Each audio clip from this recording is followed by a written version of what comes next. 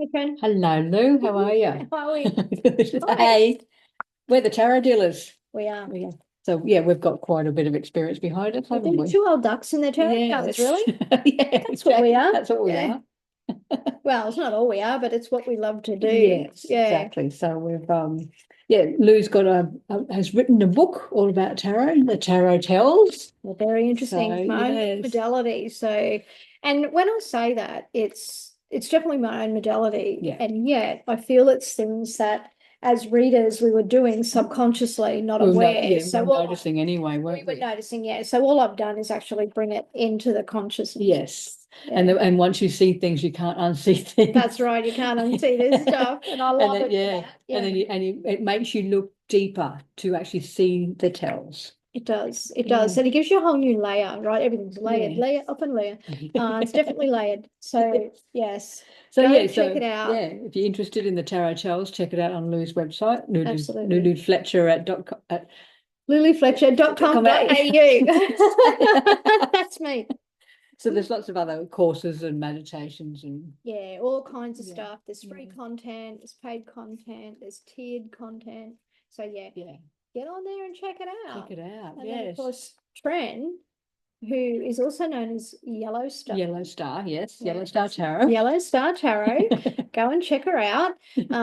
Has her own modality around tapping and tarot, or you Yeah. might know it as EFT. Yes. So it is. It's very much of a way of releasing any stuckness that you have. And especially when we're reading the tarot, whether for ourselves or clients, sometimes we do get stuck over certain cards or the reading. So it's just one way to clear that stuckness, clear whatever triggers or emotions that are holding us back. We can tap through it, talking to ourselves, having a conversation with ourselves. And you'd be surprised what we have to say to ourselves. Yeah, right. Catching those stories. Yes. Oh my God. Yeah, So yeah, it's just using the tarot as a bit of a tool to yeah. sort of start releasing things, having a conversation. And it's also, if you are stuck on certain cards, it's a way of getting deeper into those cards to go, okay, well, this is meaning this to me today. Might not mean that tomorrow, but it's meaning that today. And it's giving another layer to cards that relate to you. Yeah. I like it. I like it. I Yeah. like it a lot. So check that out if you want to Yes. dive into your emotions, or you want to understand the emotional side of tarot a little more, or you even just simply want to expand what they mean to you intuitively. Yep. Trend your Yep. girl, tarot Exactly. and tapping. Tapping. Awesome Yeah. tool for that. Yes.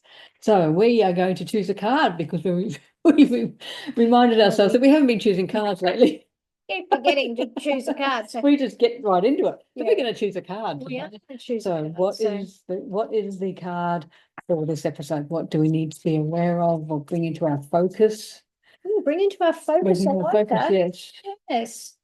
What is it that we need? Oh, okay. No, I'm going to put them back. There's like Not doing 15,000. that. Yeah. Not doing that. That's too much. That's funny. So let's Bad see. shuffle. Yes. That's the one. Two of Cups. I will show. I'm using the Modern Witch Tarot deck today, just for something different. Shake it up a bit. It's the Two of Cups. So looking at that and what we're talking about, I think looking at that, it's going to really bridge a gap. I think bridge a gap. I think Looking it at will that too. because of this, the two cups coming together. I think it's like bridging a gap. Find that card really interesting. So Yeah. just hold it up again because it Yeah. looks like, correct me if I'm wrong, one party is standing I in the just noticed water. that, and it's like that subconscious, isn't it? Well, they're It could standing in be. that emotion, aren't they? Yeah. It might looks like it might be shallow emotion. So are they Hmm. offering something shallow? Notice the cup's a bit higher. Do they think Yes. they're better than, or is this like trend set a Yeah. subconscious thing Subconscious. Yeah. that's occurring? Isn't that Oh, that's interesting? interesting. And as soon as I saw that, as soon as Lou pointed it out, it's very obvious now, isn't it? Yeah, and she's got shoes on too. It's So, almost like she's standing on top of the water. So is she on top which of? is a conscious thing, right? She yeah. Yeah. Do we trust her? Looking at if this came up in a reading and I noticed that and the standing on top of the water, I would say just be aware of the trust. I can see how you Yeah. got that. Yeah. But that's not for that's not for this episode. But interesting, right? Really, really interesting. And I like the bridging of the gap, and it might actually bring in some It could, a little more emotion, or make something a little clearer, wash some stuff away, maybe. Anyway, see. Now, because I just know in the traditional Rider-Waite, they have a little house at the back, but here is a lighthouse. Well, I'm saying it's a lighthouse. it looks like a lighthouse, hey? So again, and because it's closer to the person on land, is it showing some light on things? Absolutely. So, yeah. Lighthouse, I like that. Yeah, interesting. And we actually become our own lighthouse, don't yes, we? You know? we do. Well, we have to. Well, we ought to. Yeah, we have to. Yeah, we ought to. And it's really funny what we're going to talk about today. So we're going to look at today the difference between fate and free will. Like, is this shit set in stone? Right? Is it set in stone? So today, we're going to explore the balance between destiny and personal choice in readings. Oh, okay, yes. Yeah, that's what we're going to look at. So some people believe that the cards reveal unchangeable future, and even go as far as making sure that whatever the reader has said actually happens. Like, they'll go and set it up, right? Make it happen, won't they? Yeah, we make it happen. So there's that, while others simply use the reading purely for a guide, right? It's purely a guide for making informed decisions, which is the healthy version, right? Yes. But tarot's not all about prediction, or is it? Well, I suppose it's how it's presented. It is very much how it's presented, very, very much. So how much of tarot do you think is predictive versus interpretive? Interpretive. For me, I think it's more interpretive. Yeah. And that's how I read. In more interpretive. Because in my little spiel before you come in for a reading, I say my spiel, but I always end with "you have free will." Yeah, I always end with that. Yeah. So that means I can say one thing, once you walk out the door, turn left, but you walk out the door, turn right, you've changed everything. Absolutely. So I think it's more an intuitive. Interpretive thing. Yeah.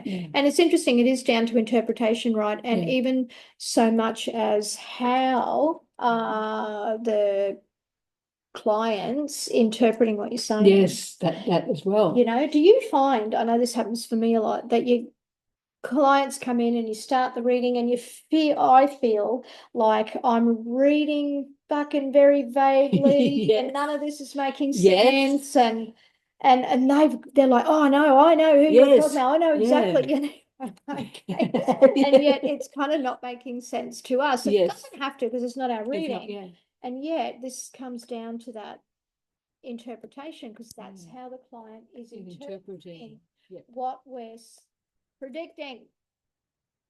Right? Which is quite interesting. Or sometimes, I don't know, do you ever find, Tren, that sometimes in a reading you can go backwards before you come forward? Yes. So I find that too. Why do you think that? Like, what's your thoughts on why that occurs for you? Sometimes I think if I go backwards, it's almost like I have to confirm something. Okay, with the client. It's like kind of confirm before I can move forward. And a lot of times, and I know we've talked about body language before, but a lot of times, yes, we're reading the cards or interpreting the cards, but sometimes I'm also watching the client's body language. And if they're sitting back like this, I'm going, I'm off on the wrong track. Or maybe I've hit a nerve. It's a whole other thing about that. But so you might have to go, okay, I need to go backwards to actually get on the right track. I agree with that 100%. That's how it works for me. I find sometimes it goes backwards firstly, and it's either like reminding the client of where they've come from, or that you as a reader are getting the backstory about where this is actually headed, or maybe it's a cycle. The client's done this in the past and here it fucking comes again. They haven't learned their lesson. They're not willing to make the change or jump or whatever it is they need to do. And I sound really fucking jaded, and I'm not. No. It's just sometimes, sometimes you know the same people that come in for the same reasons. And some, they're not doing anything to help themselves. No, and it's like you've told them something, Yes. but they didn't hear it at the time. So Yeah. how did they interpret that, or did they completely miss that? Yeah. Right. Yeah. So there's that as well as, and I find sometimes clients will reach out afterwards, which I don't Yeah. mind. However, there comes a point where I'm like, Yes. you know, but sometimes they'll reach out, and because I don't know about you, Tren, but I don't remember. No, I don't Right? remember what I said. No, I don't. There might be a little bit of it, like if it was, a big session or Yes. something, or I saw an amazing breakthrough or something. I remember those. Yeah. But otherwise, it's like, oh, and I'm not saying they're not memorable. No. It's just that It's I not, don't need to contain it's it. not It's not ours. my energy. That's Yeah. right. It's not Not ours, right? Yeah. So even when we're looking at predictiveness versus,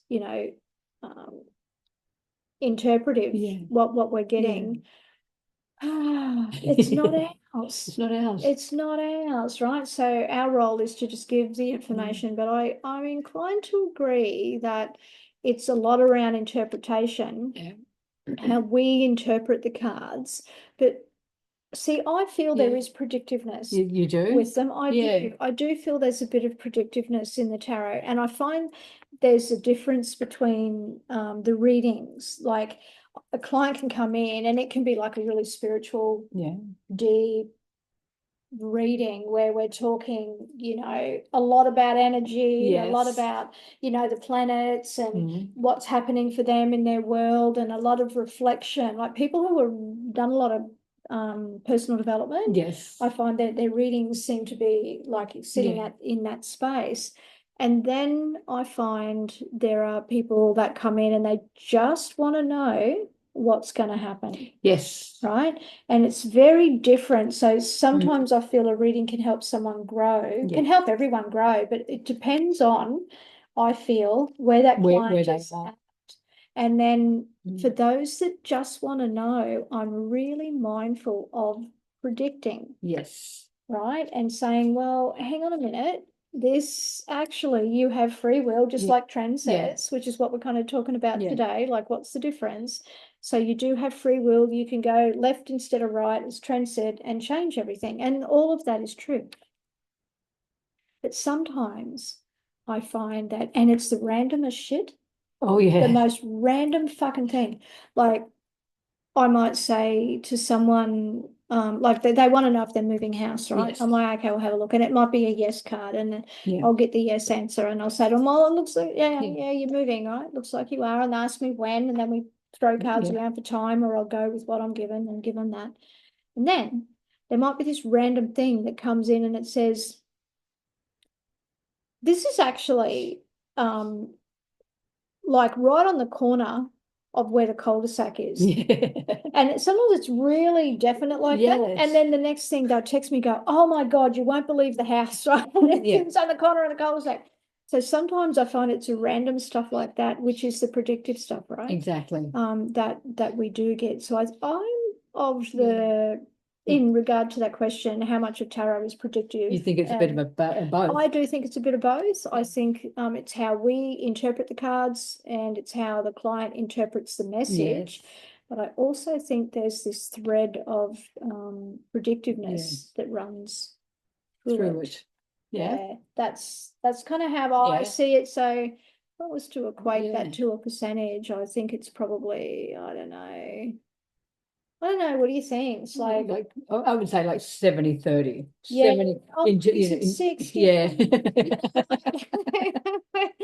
Getting in that space now. So yeah, that's it. It's interesting, right? Yeah. So next question, can a reading be based on the reader's intuition? No, wait, can a reading change based on the reader's intuition?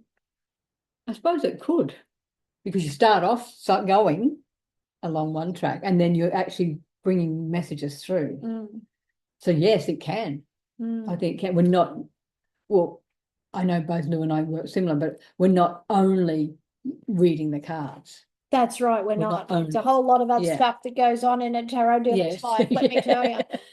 Tarot dealer's life. Well, that's exactly true.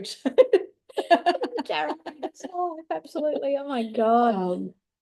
Yes, I think we can start going one way because we're looking at the cars, but then the way I find is as I go on through the reading, the more messages come through, which may not be showing up in the cards.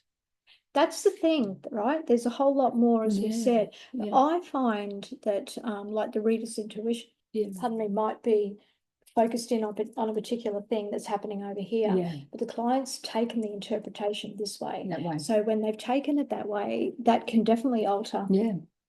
I feel like what's gone on there. And really, like, I will always give what I get. Yes. And I uncensor that. It's like, this is what it is. Give what I get, and then I'll ask some very standard questions. You know, I ask about health and relationships and careers and kids, if they've got kids, you know, about what do they need to know about their kids, not get into the kids' energy, right? So don't mistake that. And then I'll be like, what do you want to know? Yeah, exactly. You know, if I haven't answered any questions. And that's the time that I feel has allowed me enough to click into their intuition, into my intuition, to feel into that, and then ask whatever questions they want, and then go from there. So I don't know, that's just how that works for me. And I find it like a really intuitive thing. Yeah. So can my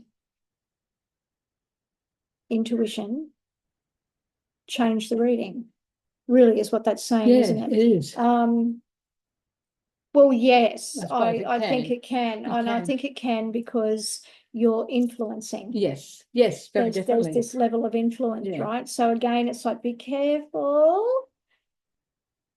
when we're doing this, right? We do have a huge responsibility, don't we? Huge responsibility, huge responsibility. So that I think is like, well, we just need to be really open and give what we get, and then do the thing. So that's an interesting question. Okay, so do you have a story at all or about a reading that influenced a life decision? Oh, I don't know. I can't think. I'll have to go away and think about that. I reckon you've had a few. I probably do. Because how that shows for me is I was talking to a really beautiful soul the other night, really awakened soul, right? So it was like one of those spiritual readings. And there was little bits popping in that were earthly like, and I'm like, oh, there's this and this and this. And one of the things that I said to this gorgeous soul was, and it's come from, because shit drops into my head like this all the time. What's that blonde chick that talks about, and she says, let them? Yes, Mel Robbins. Mel Robbins, right? So Mel Robbins says, let them. She has this thing, let them, right? And it's amazing. I think it like releases you from a lot of things. Anyway, that's what come out of my mouth. And I'm like, let them. Like, really? Like, why do you want to control that? Like, it's got nothing to do with you. Just let them. Now doing that, you could see that the client had gone, oh my God, like, so I dare say that's changed some of their decisions that they may have made, or how they may have responded in certain interactions. So I feel it can happen like that, if that makes sense. And sometimes, talk about story, if I can see that the client has a lot going on and it's really heavy, right, I will often say, I'm just going to put the cards down for a second. I'm going to share a story with you, and then we're going to come back to the cards. And I find what happens when I do that is that if the client has taken on what I'm saying and allowed themselves to be curious in that space, I find that lifts that energy, and then you get a clearer reading. Well, you get more of a connection, wouldn't you? You have more of a connection. Absolutely. And that's a point. You get more of a connection, right? So how strong is the connection, and what do you need to do to make that connection strong, right? I see clients' lives influenced like that. If that makes sense. Or I'm just trying to think, to keep it really practical. Like if you said, oh, I see you're going to get a green car, and they went and got a red one, right? That's going to come down to their choice, right? Exactly, But if they weren't considering a green car at all, and then they're like, oh, now I'm going to go look for green cars. Like that's influenced That's what their that's life, influence. right? Yes. Yeah. So they're so layered, this. Yes, it is. It really is. It really is. This is so layered. Like, think about it, right? So I want to talk about now the role of free will in altering predicted outcomes. Oh, okay. Yes. Right? Yes. So the role of free will in altering predicted outcomes. Right? So free will, right? Free will is choice. Let's define that, right? It's choice. You hear something and then you get to make a choice about whether you go left or right with that information. Destiny, oh, it doesn't matter if you fucking go left or right, because that shit's going to happen, right? You're going to be moved into the right direction anyway. In the right direction anyway, right? So if we've predicted something, let's say we have predicted something, and the client does choose to go left instead of right, then that free will absolutely changes not only that point in time, but the rest of it. Yeah, exactly. The rest of it. Yeah. Right? Because you've made that decision. You've made that choice. Absolutely. And you totally have that choice. It's not up to us, right? Which is why we're just guiding you, aren't we? We are guiding you. And I think this is where, as readers, sometimes we can get into strife, because there's this whole school of thought tarot shouldn't be used predictively and all this stuff. And I'm like, yeah, you say that, but when you're in it and you've been doing it as long as we have, that stuff just often just comes in, doesn't it? Comes in. I'm not going to send that energy away. No. I don't know about you, but I find if I don't express what I'm getting, sensing, feeling, whatever it is, when I get it, my energy is stopped and the reading doesn't go any further. No, I keep getting the same words or whatever, and I cannot shut up. I can't move forward. I have to. Okay, well, I'm just going to say this, and then once I say it or see it, then I can move forward. But if I ignore it, it just keeps pounding away. It does. So tarot actually highlights the possibilities. It's like a GPS, right? Yes. So let's talk about that metaphor for a second. If it's like a GPS, here's your destination, and your GPS is saying go this way, right? So the map, you have a map, right? The map is your life and decisions that you've made and chosen along the way. The destination is your destiny. Right? That's your destiny. You're destined to get to this point using this map, right? That's destiny. Free will says, I'm going to go all the way over here before I come there. Yeah, I'm not using the toll road. So I'm not using the toll road. Exactly. What an awesome metaphor. I'm not going straight for road. I'm not going to pay for this. I'm going this way. Yeah, right. So you got tight asses wanting to go all this way, and then you've got people who like, I just fucking want the shit over. Are going to go back that way. So that's how I like to look at it. That the destiny, what you're destined for, is here. Will always be there. And how you get there is your choice. Free will. Is your choice. Your free will, right? Yeah. So when we're using, prediction, we're going to see this here. Right, and the client can change their mind and do all their things, but they're going to get to here. They're still going to end up there anyway. They're going to get there anyway. That doesn't mean that our predictions are 100% right, because we might be seeing that or interpreting, back to that word interpreting, their tight assness, right, of not paying for the tolls. Yes. As though you have to pay for the tolls. Well, in actual fact, that might be exactly what they need to do. They need to learn things along the way.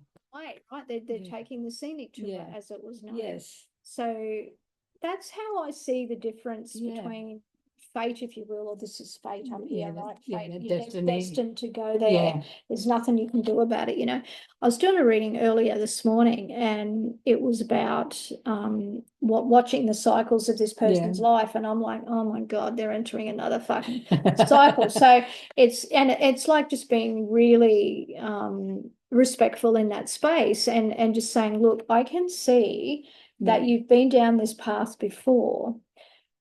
The cards are indicating that you're not quite ready to move over here yet, which is take a different route, right? Pay the fucking toll, right? Different route to get to here. You're wanting to go all of these Yes. ways. Now, that's fine. If the client wants to do that, that's what the client wants to do.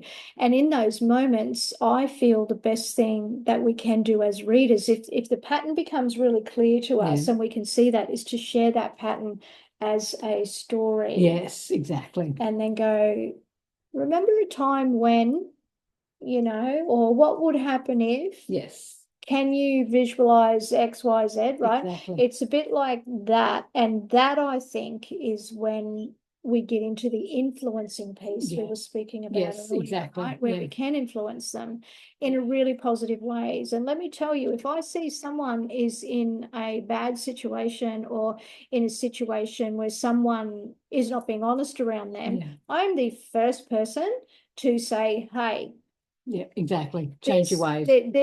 Either that person who's not being honest needs to change their ways, or you need to be aware of their dishonesty. And then some people will say to me, oh, but that's kind of interfering in their lessons and in their fate, right? But then again, what's it doing to you? You're allowing bad behavior. Well, that's how I feel. I won't fucking cop that shit anymore. I'm not going to allow that anymore. Not anymore. I'm like, no way. And I just, for me, that's a big thing. Like, and so you're calling things out when you see them. I do call things out when I see them, or when I'm aware of them, you know, and to be honest, I don't just jump up and do that immediately. I sit with it and I feel into it first. I'm like, is this really my place to do this? Is this really up to me to share this information? And at the end of the day, I come back to my own integrity and go, if I was in that situation, would I want to know? Because we do see certain situations in the cars and we feel certain situations with clients sitting opposite. And if we gently, you can watch the body language, you go, this is not going in. So sometimes we may have to be a little bit blunter and say there is some dishonesty here.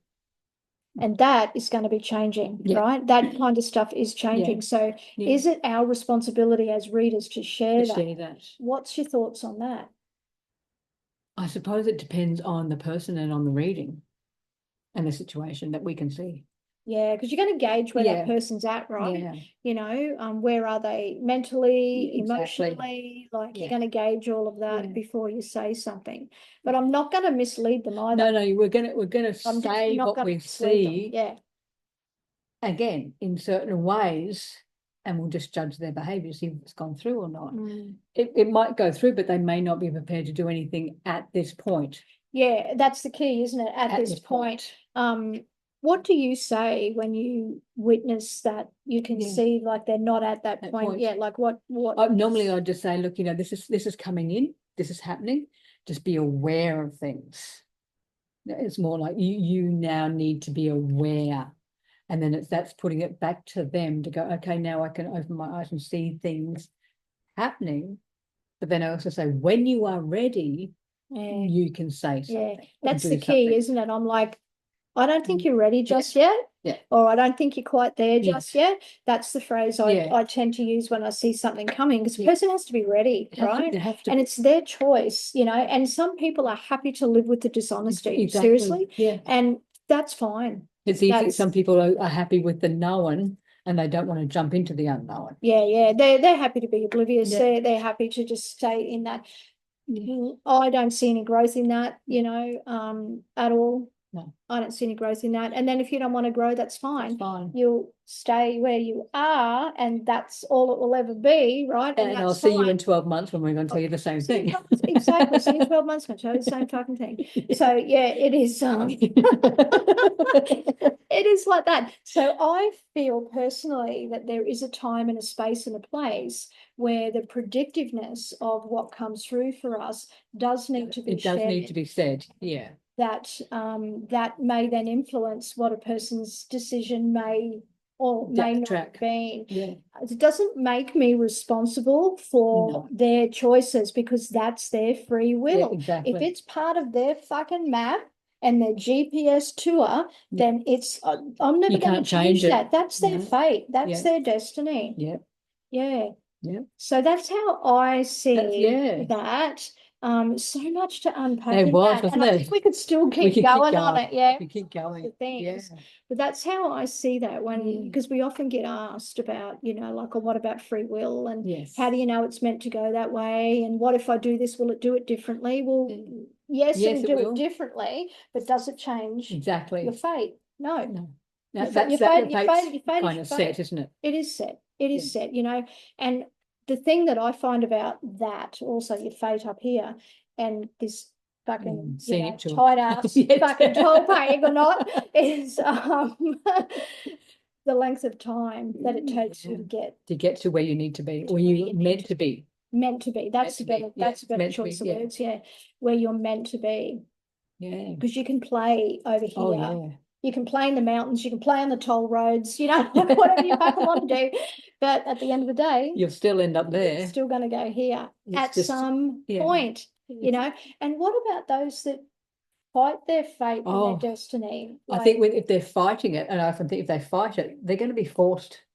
I think eventually the universe goes, listen, motherfucker, pick you up. You're not listening. I'm going to shove something in your face that you have to change. Yeah, and I find it sad for some people who aren't ready to face the fate or the destiny, or if somewhere along the line they've changed their mind, and they really fight it and they don't. And I think that's where we see a lot of mental health problems. Yes. That's another fucking conversation for another day. We're not going to get into that, but that's what I think happens anyway. Yeah, I do think eventually, if we keep stonewalling, eventually we are picked up, like you said, and put where we're meant to be. Yeah. And that might be quite a difficult situation. That in itself is hard. And then are you even going to learn, right? You're going to stay there again until you're picked up again and placed. Exactly. Exactly. So, and yet we have free will. Exactly. We have free will. Yeah, we can't interfere with that. No. And I wouldn't want to interfere with anyone's free will either. No more than what you would. So it's like it's everybody's learning journey, and we can just advise. That's all we can do. Yeah, advise. Like we said, tarot highlights the possibilities, and there's thousands of possibilities. Yeah, and we're only seeing a snippet. We are only seeing a snippet. So technically, when you come to us, we're a bit like the GPS. Here's all the roads you can take to get to here. It's your choice which way you go. You're going to be a tight ass and pay the toll or not. So well, there you go. That's our episode for today. Yeah, that's between the fate and free will. What are you going to do? What are you going to do? What are you going to do? Toll road? No toll road.